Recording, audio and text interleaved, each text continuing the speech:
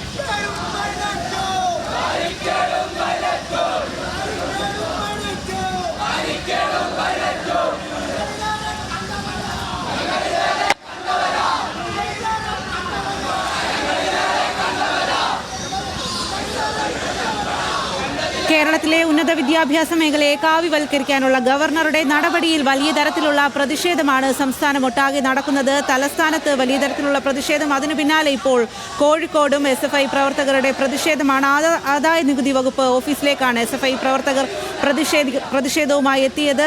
വലിയ തരത്തിലുള്ള പ്രതിഷേധം. പോലീസ് ജലപീരങ്കി പ്രയോഗിച്ചു. സംഘർഷഭരിതമാണ് അവിടെയും എന്നുള്ളതാണ്. ലിനറ്റ് വർഗീസാണ് കോഴിക്കോട് നിന്നും വിവരങ്ങളുമായി ചേരുന്നത്. ലിനറ്റ്, സംസ്ഥാനമൊട്ടാകെ വ്യാപിക്കുകയാണ് ഈ ഒരു വിഷയത്തിൽ പ്രതിഷേധം എന്നുള്ളതാണ്. ഇപ്പോൾ SFI പ്രവർത്തകരുടെ പ്രതിഷേധം കോഴിക്കോട് എങ്ങനെയാണ് പുരോഗമിക്കുന്നത്?